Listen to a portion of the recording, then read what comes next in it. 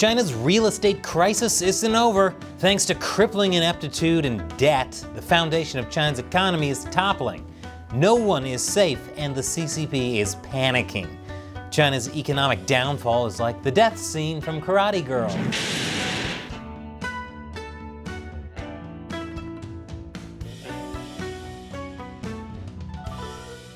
Welcome to China Uncensored, I'm Chris Chappell.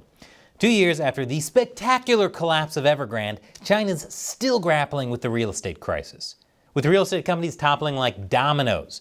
Given that the property sector accounts for about 30% of China's GDP, the CCP is desperate to solve China's real estate crisis.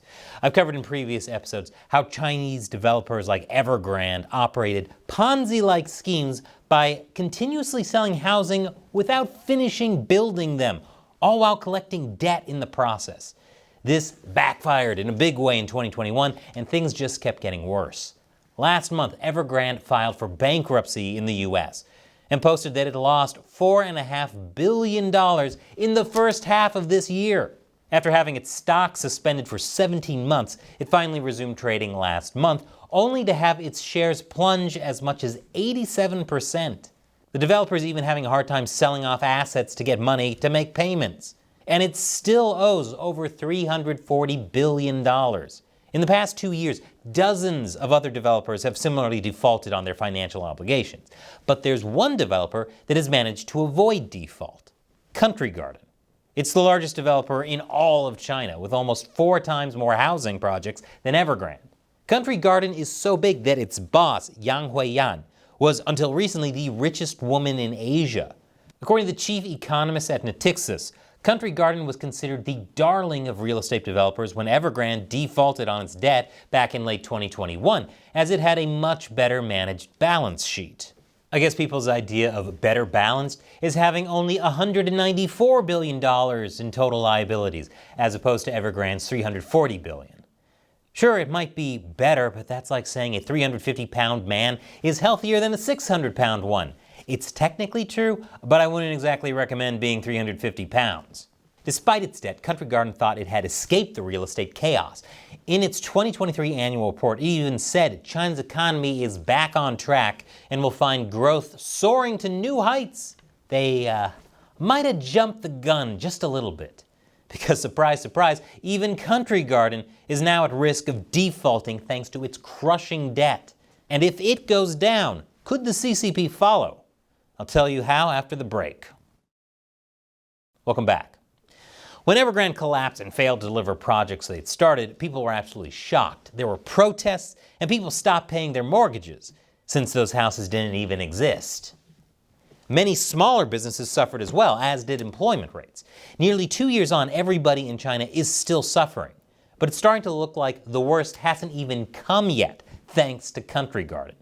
In early August, it missed dollar bond payments. Those were worth $22.5 million. And it stoked panic when it didn't have the means to make a $540 million payment for an onshore private bond that was due earlier this week. Country Garden just barely managed to avoid defaulting by reaching a deal to repay its onshore private bond debt with installments over the next 3 years, though it had to pay interest on the bond as originally scheduled. That extension is not without controversy. It was approved by a narrow 56% of the bondholders who voted, but according to some smaller onshore bondholders, the extension was unfair and illegal since some important notices allegedly were only sent to selective bondholders, and the meeting for the vote was delayed multiple times without clear reasons. Chinese corporations doing shady things to get what they want? Wow, I'm shocked. Country Garden also managed to secure an extension for the dollar bonds, which are now due this week. It's not surprising that they'd want to avoid defaulting at all costs, not just for the sake of the company. Country Garden's default would be the largest since Evergrande's collapse in 2021. Some, like S&P Global Ratings, say it would hit even harder than Evergrande, which in turn would spell disaster for smaller companies. And maybe China's economy? After the deal, Country Garden's shares jumped by 15%, but it's still down 62% from the start of the year. According to the New York Times, many Country Garden bonds trade for pennies on the dollar, suggesting that lenders have low hopes of getting repaid. The fact that Country Garden's dollar bonds remain below 10 cents on the dollar still shows that Country Garden's at high risk of defaulting.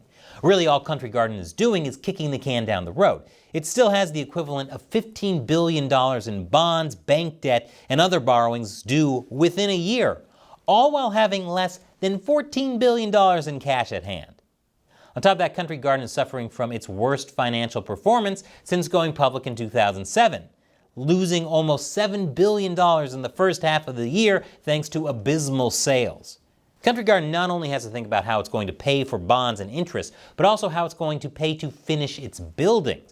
According to Barclays, nearly half of Country Garden's liabilities at the end of last year were pre-sale deposits from home buyers. That means that nearly 1 million households could be affected by Country Garden's debt issues.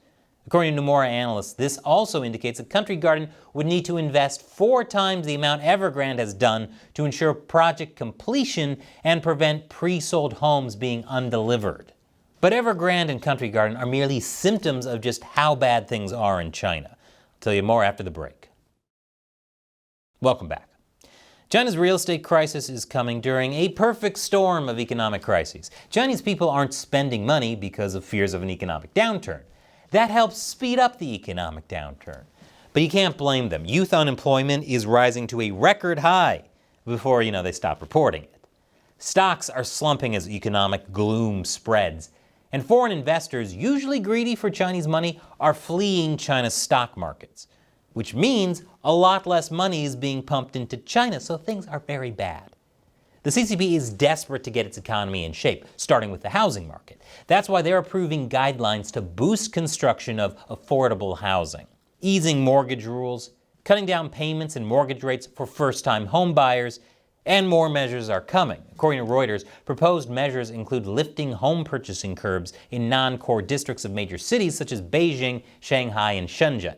Some of these curbs include restrictions on purchases by unqualified non-residents and on the number of properties individuals can buy.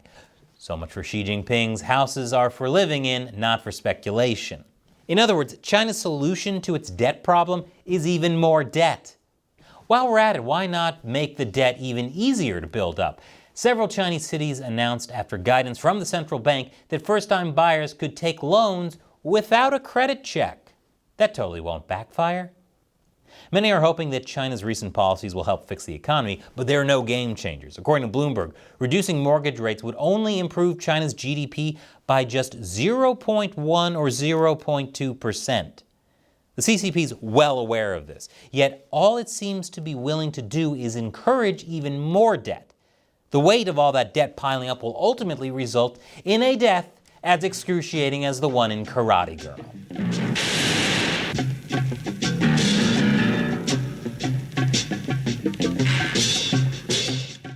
But while China's fueled by debt, China Uncensored is fueled by the love and support we get from viewers like you.